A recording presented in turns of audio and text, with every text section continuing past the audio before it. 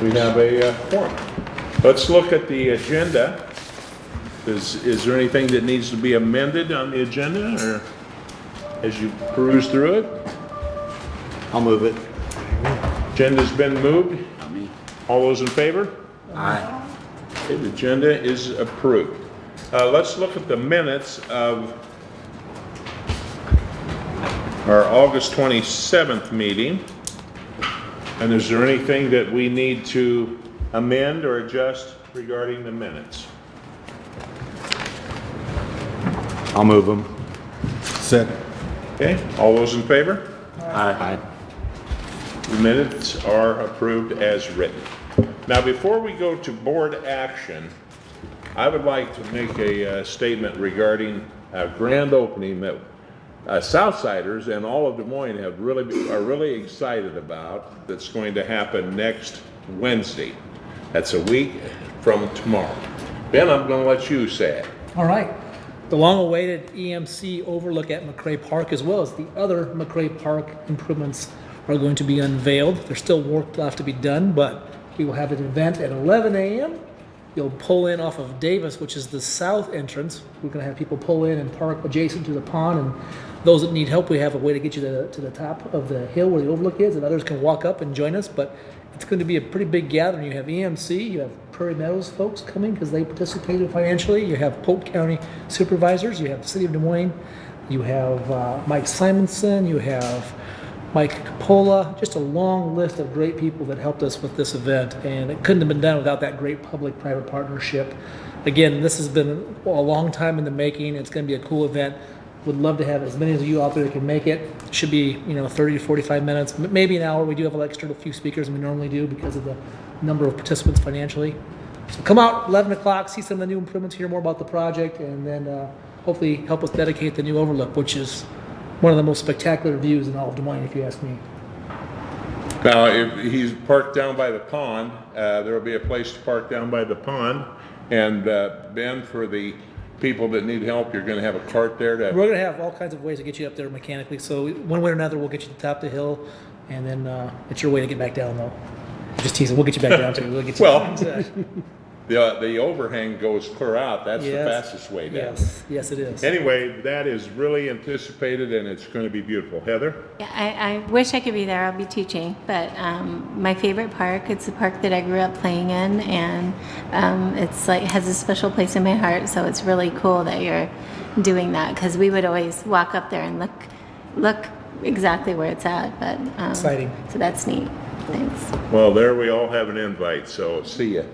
Will all those people be able to fit on the overlook at the same time? So what we're going to do is we're going to host under the new open air shelter, which will be named and unveiled that day after Julia Brunton, who's on our fundraising committee to help us raise money for the overall park improvements. And then we'll cut the ribbon that lets you walk onto it. We'll have folks go onto it, but it can host a lot of people. I don't have the number with me handy, but it will hold a lot of people. It's into bedrock. I know that much. All right.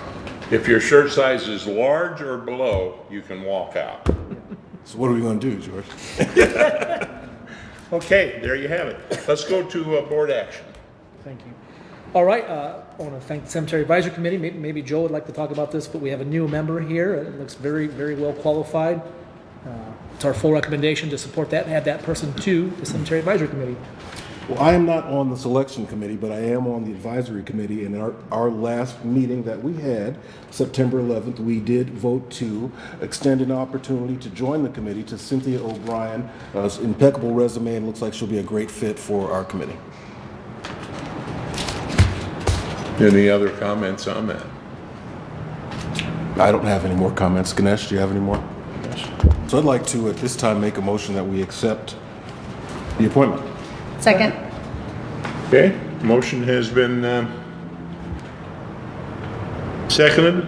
Rebecca, would you please take the roll? Davis, Yes. Ogle, Yes. Yassif, Yes. Potter, Yes. Thompson, Yes. Woodard, Yes. Pollard, Yes. Domain, Yes. Hugh, Yes. Banter, Yes. Anderson. Yes.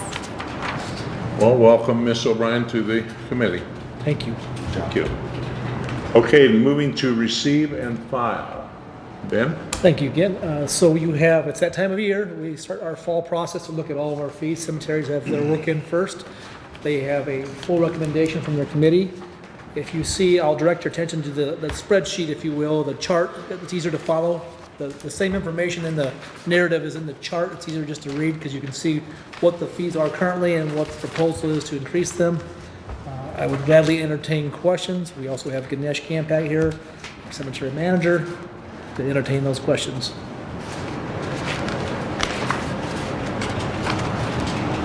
Again, nothing really large as far as percentages go.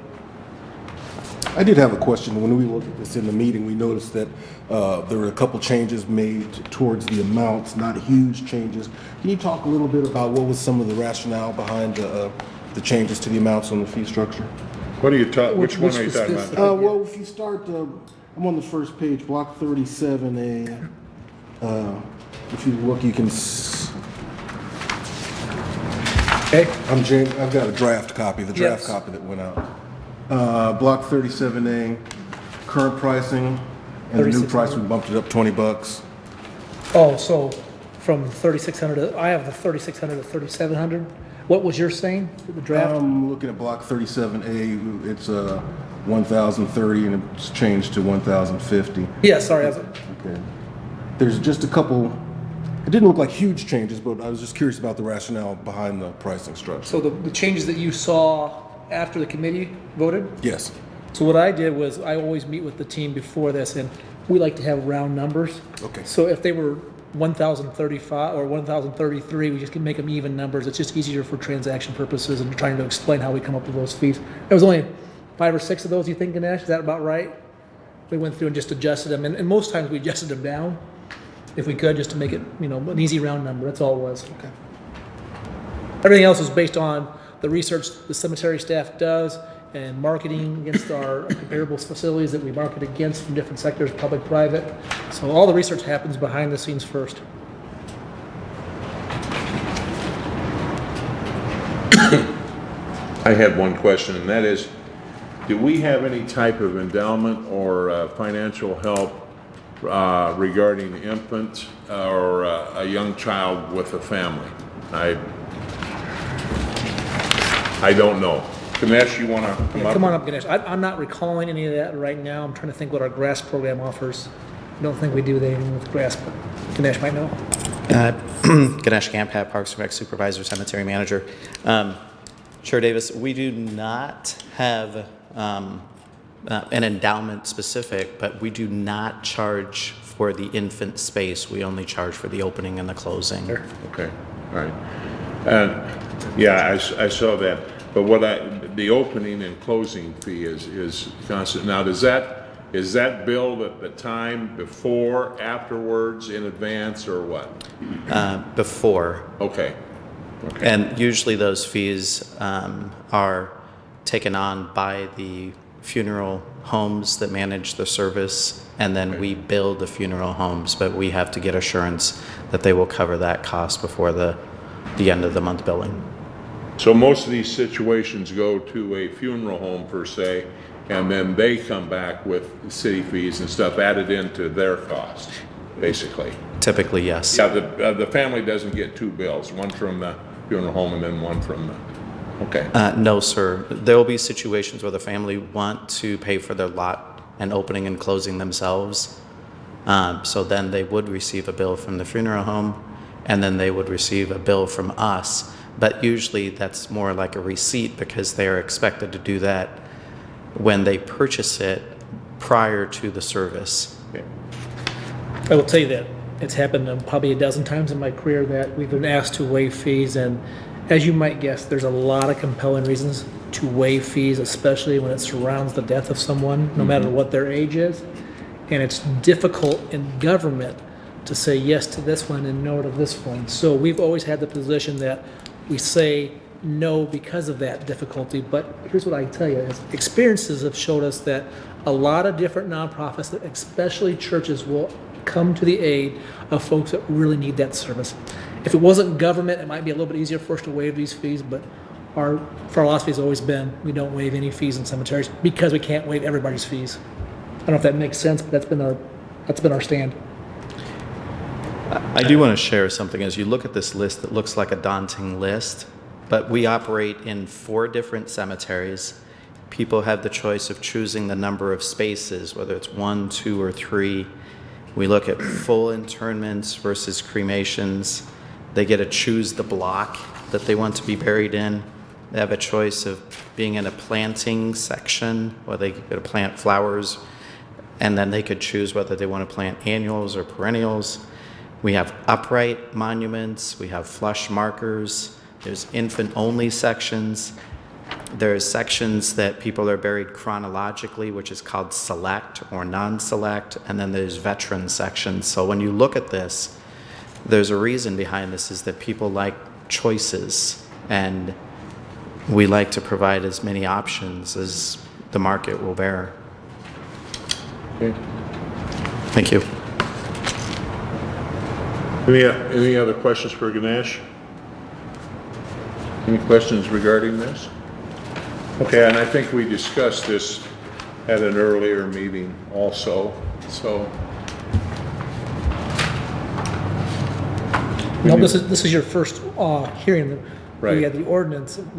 Last meeting, we had one special section we had to get going to open, so you guys approved one section to get going, but this is now the all-encompassing recommendation from staff for 2019-2020 fees. I don't think anything jumps out, Joel, as far as, price increase and Yeah, I stuff. was just think. curious about the changes, that's all. I don't have any concerns. Any other questions on this? Joel, would you like to make a motion? I would like to make a motion to receive and file the proposed cemetery fees. Second. All those in favor? Aye. We pass to receive and file. Okay, Ben? All right, I want to thank you again for listening to the next part of our discussion here about park rules. As we've talked about, you've done great work, and we thank you, and the council has unanimously adopted ordinance revisions to chapter 74 and 34. Those are now adopted, and we're working on enacting all of those. Now comes the rules, and it's been a really neat exercise as far as we've never had our rules in one spot. The pool manager managed the pool rules, sports complex manager managed the sports complex, so forth and so on. So having them in one handy spot is a really good, valuable exercise for us to do. Had we probably not chosen to do this all in the same year, had we not known how much work this was, but Ann came along with us, and she's been the most valuable part of this, honestly, and our team does that behind the scenes, but without Ann, we wouldn't have this one document. I'm going to draw your attention, if you will, to the big rule packet we gave you. Page 3, that little purpose statement. I want to remind all of you there that there are 4 sections of ordinances that we do find ourselves in as far as governing our parks facilities. We do plan to bring 114 up, because one thing left to do from an ordinance perspective is talk about speeds on park roads and cemetery roads, and find if there's some unified language or numbers that make sense for us for speed limits. And then we had to explain to you here, for anybody else, the citizens and residents of Des Moines, is what is the difference between a rule and an ordinance? And like I spoke to last time, I like to use the most simple analogy here is we don't have in the ordinances, you shall not run at a pool, but we all know that's common sense, but you have to have that as a rule to be able to enforce a rule. So that's what this document is intended to do, is to have you explain what's an ordinance, why is a rule important. Again, council has to approve your rules before the police can enforce the rules. So we will spend the next 2 months or whatever it takes for you to ask us questions and make modifications where needed. And with that, I guess I would open it up, because there's so much detail here to see what you think, what you like, what you don't like, and then maybe we can shed some light on things that maybe are confusing. And you've probably noticed too, because some things have a lot of rules and some things only have a few rules because of the general facility rules. We try to list on page 5. I guess we'll start on page 4, conduct, and 5. Not to confuse it, but we thought it would be nice to put in this packet, because this is what the resident might get if they ask for our rules, the FAQs of the ordinances. What are the top 5 or 6 ordinance questions? Like, can I have alcohol? What time is the park open? Again, that is an ordinance, not to confuse you, but as you think of yourself as a layman looking at this document, you'd want to know that right away, because you'd say, why is that not in here?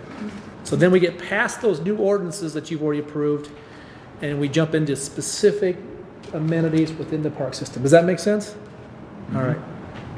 With that, I'll stop and I'll start entertaining questions, and it'd be helpful if we can go amenity by amenity. That'd be nice if we could do that, because we're trying to take some notes here.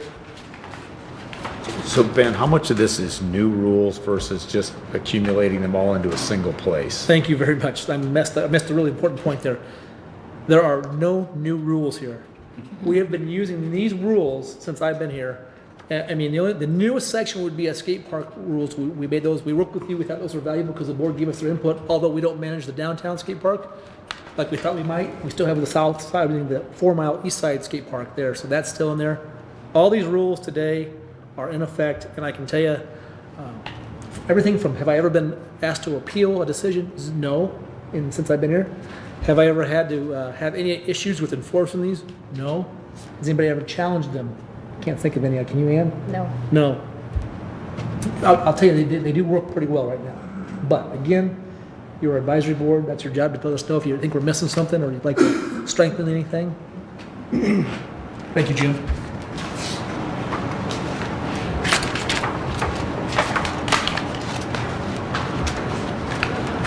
On page 4, in that third bullet, Okay. Page 4, third bullet. yeah, park conduct guidelines, visitors to the park should make every effort to abide.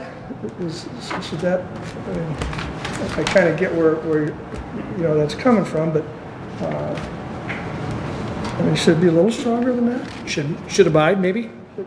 Yeah. Ann, you think? I mean, it's kind of like somebody's drinking beer in the park. Well, I try, I was making my best effort not to drink, but I just couldn't help myself. I think we should say, so again, I could wordsmith that to say, should abide by the posted rules. Sure. Yeah. Oh, page is down here. Yeah, that makes sense to me.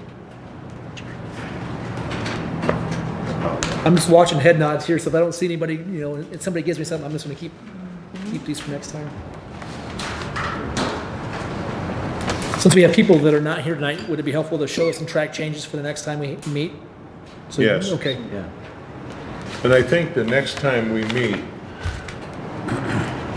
obviously, not everyone had the time to go through this completely, and I think that let's really focus on this next time, and let's focus on everyone trying to get through this and highlight this for the next meeting, because like you said, this is going to be basically a 2 more meeting process. It can be whatever you guys decide. There is no urgency that says we have to get this done, other than in the spring, I would like to be able to install signs in the park that are updated with chapters 34, 74, and the rules, to have them all kind of agreed upon and that are all blessed by the groups, the park board council, and we can get them through. This going to the, on page 5, consumption of alcohol. All right, so basically, just as an overview, what I'm seeing here is, with approval, they can, and I'm just going through kind of paraphrasing all this, but with the director's approval, they can have non-keg beer in a shelter house. Is that correct?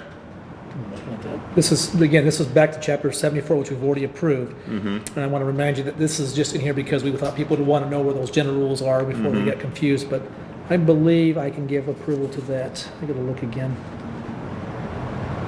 Where do you see I that think, page? well, as I was reading through it earlier, I thought that keg beer you could not have in a shelter, but Here it is. Yeah, D. did I find it? It's on page 6. D, Okay, that C and D, but basically it talks about Okay. keg beer and D, so yes, correct. okay. So they can with approval, Of the Park and Recreation Board. You're in charge of keg distribution, that means. So, okay. yes.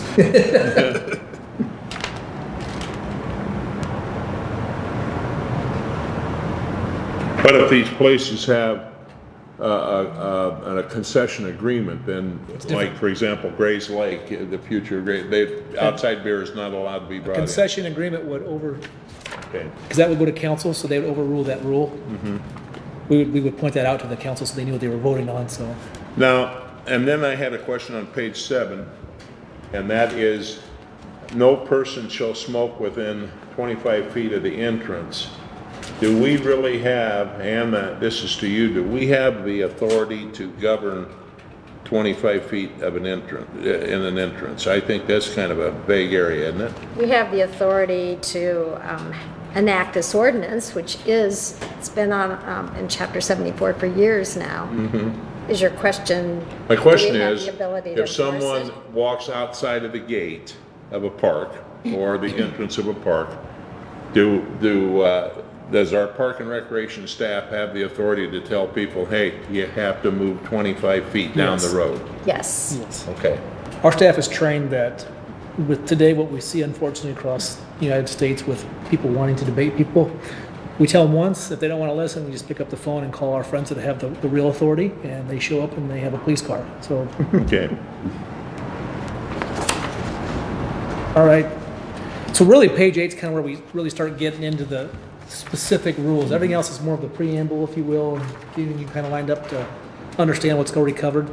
Remember, there's lots of general rules that you've already approved that govern all these facilities. These are specific rules for different amenities. All right, and let's go on page 8 to item 8 down there, Okay? because I see this happening down at Columbus Park where, you know, it seems like that shelter is right beside the wading pool. So we have a certain, and I didn't bring that with me, but we have a certain list of open air shelters that we do not rent. I'll tell you one off the top of my head is McHenry Park, the open air shelter closest to the road, not the one that has the overlook, because it sets up for a conflict. Like you just pointed out, if I rented the wading pool spray ground, or vice versa, I rented the shelter, but there's parties over here using this, they don't usually, work well together. Different type of people, different cultures, different uses. So we try not to rent anything that's adjacent within a certain amount of feet to a amenity like a wading pool or spray ground. That's by design to reduce any conflict. And you said in here and they can rent the wading pool during non-public Yeah, so posted hours. So we do rent wading pools. If you're willing to pay for the staff and we can get the staff there, you can rent a wading pool outside of the normal free walk-up use to the public. Off the track, has anyone here ever rented like the pool, Teach Out or Birdland or any of them? It's a heck of a bargain. I mean, pretty good deal. it really is. I can't believe that the prices remained. I mean, you can get in there with a ton of kids under $150, and it's lifeguards and everything. It's a pretty darn good deal. I've rented the J Spence like several years for my kids' graduations, Yep. and at first, the spray ground's right there. Yep. And at first I'm like, oh my gosh, all these kids are running around, but it was fine. It was- Yep, the enclosed, which is Right. hard for us not to rent versus a spray ground right next to each other, so we try not to. But what we'll usually do is we'll just block it. For example, if you rent a J Spence, we won't have a birthday party rent right next to the same time and the same hours. We'll just block it just to make it simpler for everybody's purposes. Just makes everything a lot easier to manage. It's just a popular spray ground. It so, is, And and you so know, that you way don't want to public be can still like, use oh, it. you guys can't play here because I'm having a party. I mean, Yeah. it was fine. Yeah.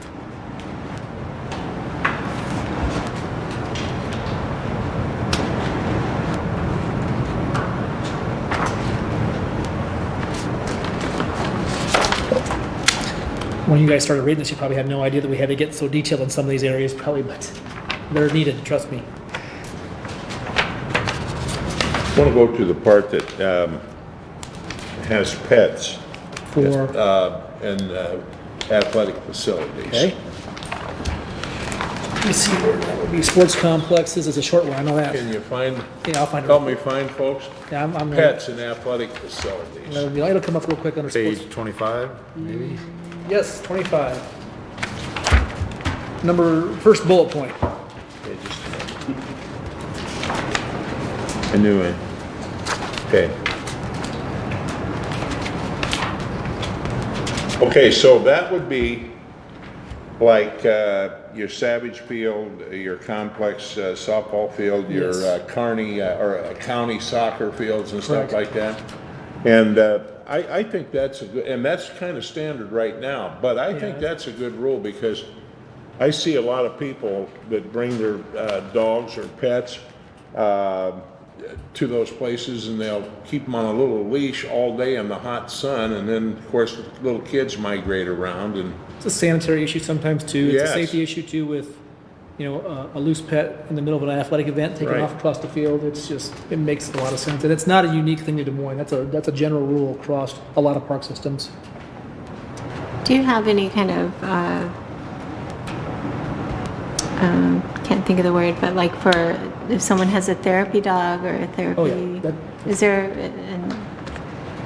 You know what, therapy dogs, service animals are not considered pets. Okay. They meet the definition of ADA service dogs. I didn't know if under it was the in Iowa code here. or the federal code, yeah. That shows up in a different section, Oh, but okay. it allows it to take place, just a different section, so. okay. But Ann, doesn't it require more than just a person showing up and say it's a therapy? Their verbalness, I mean, don't they have to have a certificate or something on them? No, they do not. So just by verbally saying that's their therapy dog, There, under federal law, there are a couple questions that can be asked, and that's pretty much it. The purpose of service animals. And service animals are dogs and in some cases miniature horses. The Iowa code recognizes that other animals can serve as service animals, but there's not a requirement that you see a certificate or evidence of training, no. I think that's a wide path because as I read in the paper, there's people that go beyond the small horse and the dog, and it's specific to airplanes where they'll have peacocks, turkeys. And you know what, there's a different set of federal regulations that cover companion animals that are allowed in transportation that wouldn't necessarily apply to things like facilities like parks. It's a different set of rules that do allow more animals, and I believe companion animals, not necessarily only service animals.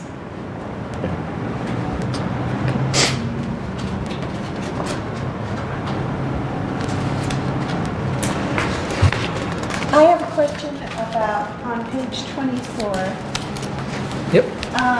skate park rules. I'm unclear if who is going to enforce these rules if there's no fence, there's no staff there, and is Polk County going to help out with that? That's their job. It's their park, their facility. Kind of like if you think about Fort Des Moines Park on the south side is a Polk County Conservation Park. That's their job to enforce. So, good question. Well, is Polk County going to put a fence around it? Do you know? You know, we've been kind of, we exited the conversation once it became their park. So, Okay. I think what will happen is if there are issues, I'm sure our police department will be engaged and help with patrolling that and helping that. There are rules in the city that will be enforced, that certain things that can overlay with that, but they're in charge of their own specific rules there. So are these rules part of the Des Moines rule system, or? This is just for our skate park on 4 Mile. Oh. Yep, that's okay. That's all right. Yep, that's okay. Nope, we have our own rights to 4 Mile there, so we still needed our rules. And since we worked with you all and you guys gave us good feedback, we updated these rules to have your feedback as you last adopted them for the downtown skate park. We thought they were such a good list of rules, we kept them going. But this is for 4 Mile. 4 Mile and only, and if we build another skate park anywhere in the city for some reason, these would be used for that. Okay. Yep. Yep. We wanted just one rule that said, fun is dangerous, but the attorneys wouldn't let us do that, so. So Ben, do we need a set of rules for the education plaza in Ewing Park at some point in time? You know, it's a good question. But I've actually noticed, and I've not been there to see where they're holding the wedding, but I've noticed a couple of signs, entrance to the park, that they're holding, that there's a wedding going on in there. I assume they're using the plaza to do that. You know, it's not a bad thought. It'd be simple for us to extract a few things that Yeah. work for other, yep. And I don't know that it's critical, but maybe No, it's just something to keep on our radar. It's a facility feature that we market and stands alone on its own, so.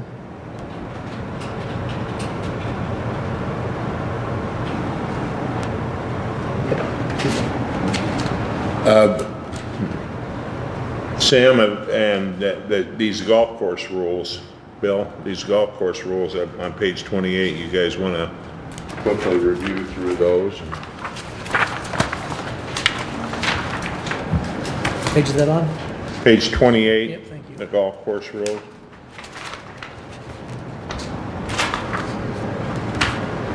And while you're all looking at this feel free at any point. It doesn't take a board meeting either. Pick up the phone, call me or Matt or anybody you think you would like to talk to if you know they're in charge of one of our facilities.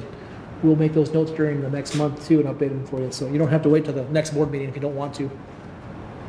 Ben, did I hear you right? Being this, you said, did I hear that right? That you're waiting on this to get approved before you do signage?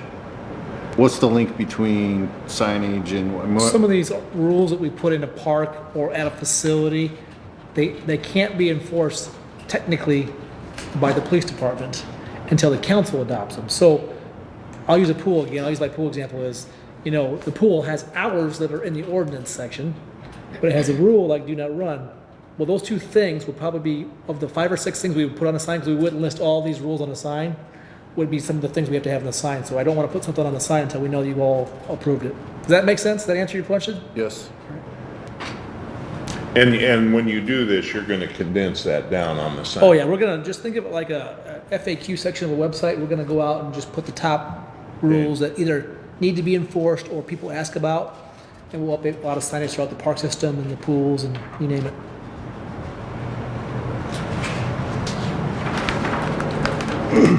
I didn't realize this thing would be this intense. This has to be. It was a big assignment. I can't say that it wasn't, and it wasn't something we had planned on doing. But again, I think the value is there because it's never been in one spot. Now it's nice to have it in one spot. It's very transparent, which government should be. And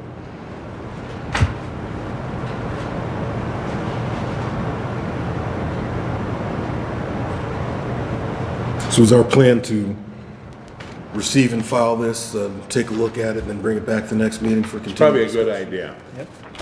If we just see typos, should we just shoot somebody an email? Yeah, we'll give it. Yeah, send them to us.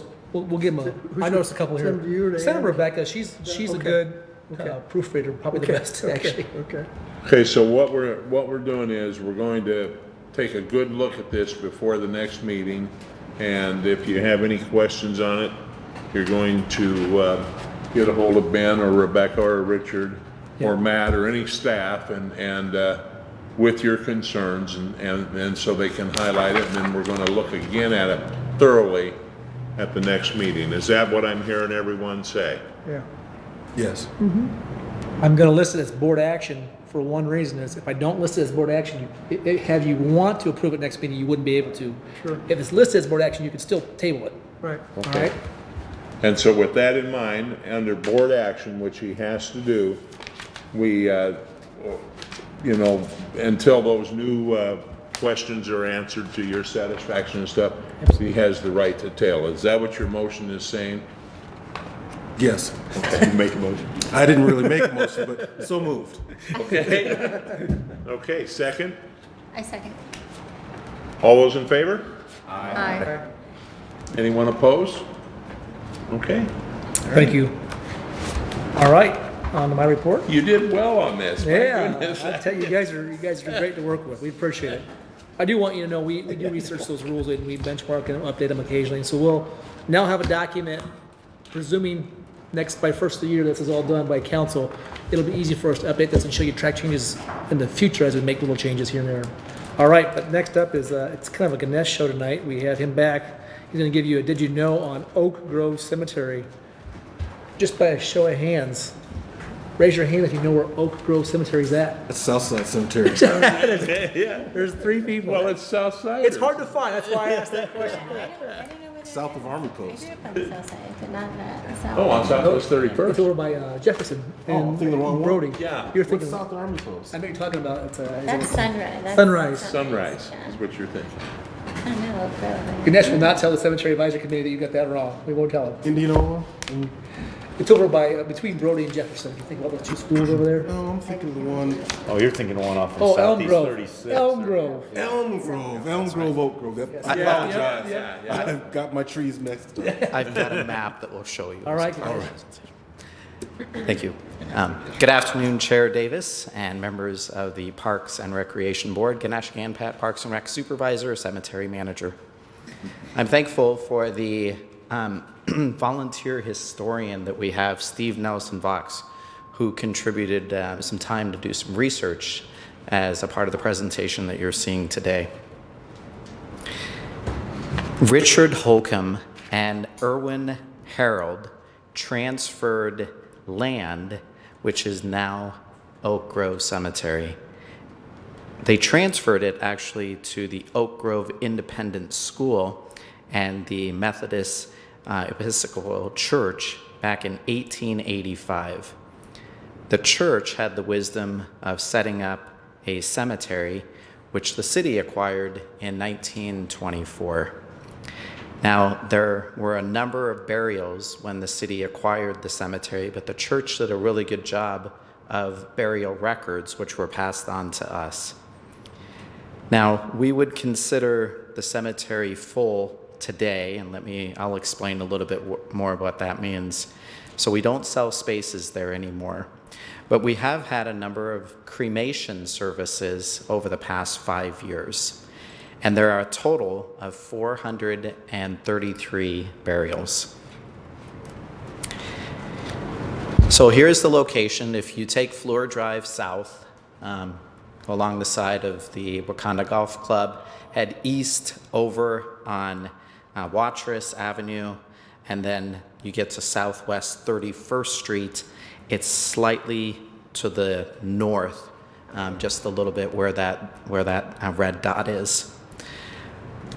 So I know a few of you are asking where it is, so now you have a good geographic location. And from the air, you will see that there's a lot of trees, and there are 9 adjacent properties to the cemetery. And literally, you could drive right by it without even noticing that it's there because it's off the road just a little bit. We believe that that's where the dwellings were set up for the church, and then the cemetery was in the back or to the east of that location. So amongst some of the people who are buried in this small cemetery is Barlow Granger. Now, he was the founder of the Iowa Star, which was Des Moines' first newspaper.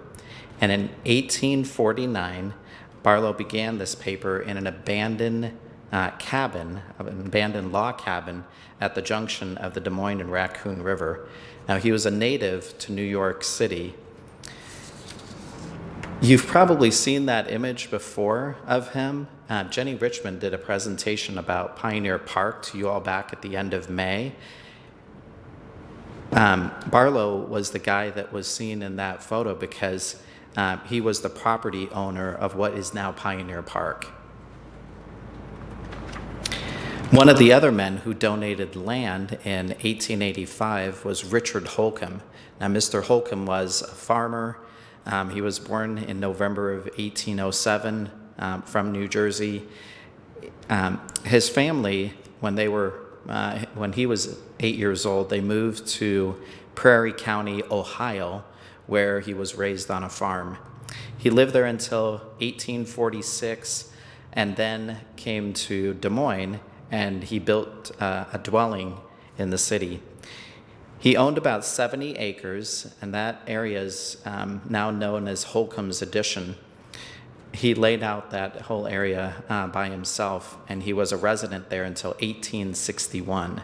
Now, here's the other interesting fact about him is that he was an elected official, and he was elected one of the first council members of the City Council of Des Moines.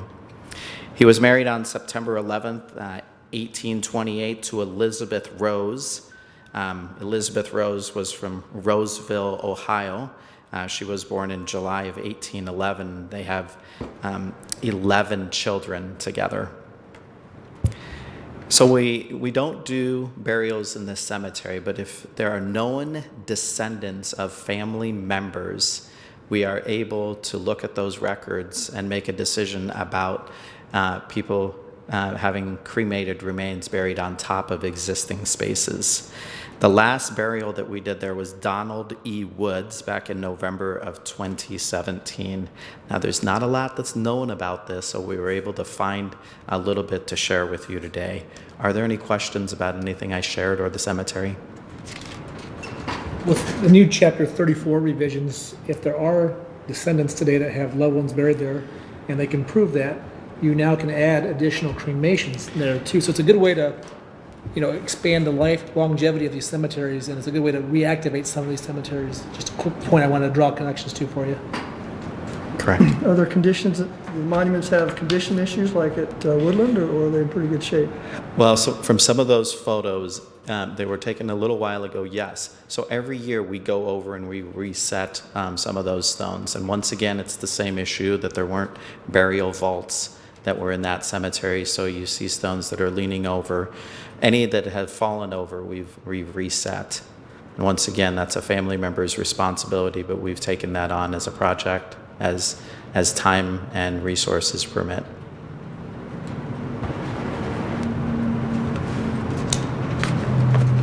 I thought you did.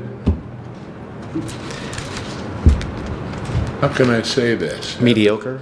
Yeah. Okay, thanks. That's a gym on the south side. That little cemetery is a south side gym. And 2017 was the last burial? Yes. When was the last visitor? We took those Well, I photos was the other there. day, so I think that's the I was photos. there a few weeks ago. Great job. Any questions? Some of those monuments are marble, right? Marble or granite, yes. And can you talk about marble deteriorates over time, right?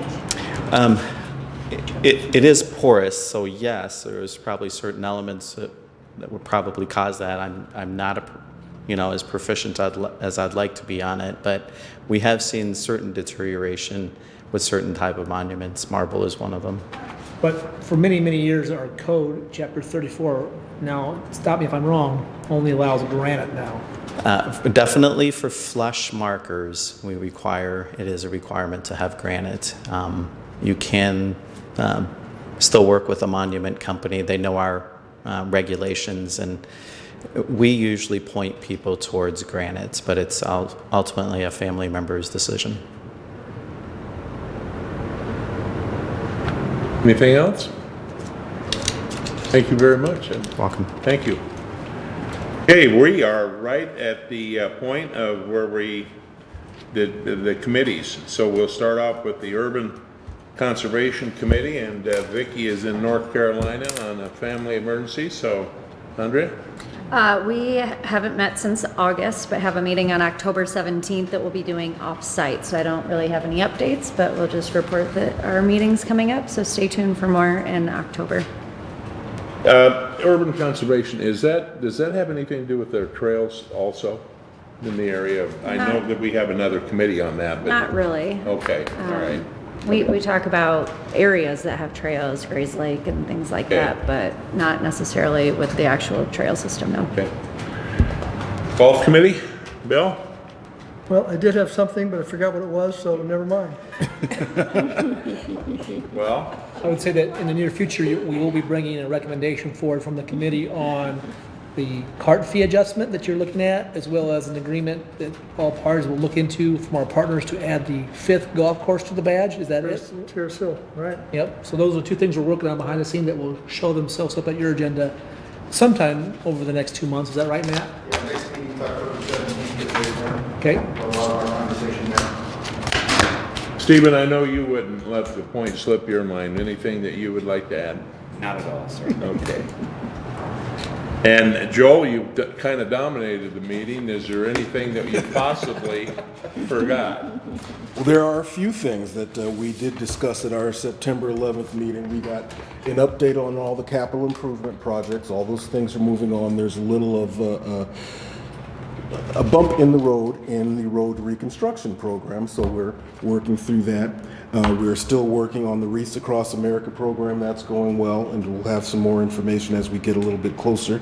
But I'll have some handouts so everybody can get a little bit more of an idea of what the Wreaths Across America program is at our next meeting. And I've got an assignment due back to Ganesh here tomorrow, I do believe. We're going through the cemetery rules. So I've got cemetery rules and regulations with me at all times to go over them and then turn them in. Just for curiosity, Ganesh, what does like an Oak Grove cemetery, what is your budget for that per year? Do you have any idea off the top of your head? We really don't separate the cemetery budgets. Oh, you don't? We don't. I mean, we could tell you what it costs to mow it because that's a function that's outsourced and it's bid by that specific site. But we don't break up the cemetery staff hours. They don't have a time card that says, we have this doing this, this, this, and this. Okay, all right. We used to have pretty intense time cards in parks and cemeteries, but we just didn't use the data enough to have it help us. And it was taking our men and women 15, 20 minutes at the end of the day to sit down and say, okay, now we're here, now we're here, because there's 75 parks. So Yeah. where do you stop? You know, that's why we don't do that case. And I want to speak quickly to the bump in the road. I'm glad you reminded that. So we have an $800,000 road contract at Glendale, which is a lot of money, and we know roads have been a real high priority for us. And so what we find out sometimes is that the predecessors, many, many moons ago, had come through and built roads. They built roads probably on the cheap, because the parks budget is not always, fully wealthy. So there's usually sometimes no base. So what we found out is after we got ready to do all this work, as they started taking up some of the base wasn't always fully intact, and in some places there was no base. They just poured it over the top of some compacted dirt. So what we usually do in that situation is we work with that contractor, and we'll still do $800,000 of work, but we'll just do less roads, and we'll catch up the following year and try to do those roads that we didn't get to that year. Build them right this time around. That way, our predecessors don't have to go through the same thing we're going through with surprises. So, and it will last a lot longer, because remember, we're bonding 20 years at a time. So if you just put asphalt down on top of compacted dirt or very little rock, it will not last 20 years. So it's not a good investment. So we're going to do it the right way. Our next meeting is October 2nd, and we will be meeting off-site. I'm excited to attend that meeting. Well, what time is the October 2nd meeting? Because at 11 o'clock, you have a McRae Park dedication. It is going to be at 4:45, so I think we're safe. We should be done. Yes. Okay. Jim, anything on trails and greenways? We have not met since the last board meeting. Our next meeting is October 14th. Anticipated that we will continue review of the electric scooters, which should be very interesting since they've broken out big since the last time we met on that. So Should be interesting. How'd your star party go? it was fabulous. That's what the dilly bars at the end are for. So if anybody wants a dilly bar, there's some left. Well, don't say that publicly. You'll have people driving in. Let's see that happen, George. Anyone else have a comment? Well, we can certainly entertain a motion. I'll move to adjourn, George. Second, I'll second that motion. all those in favor? All right. Aye. We are adjourned. Good meeting. Good job. So there are dilly bars in the freezer. Anybody that wants one? I will say that if you don't get them this time, they won't be here. Yeah,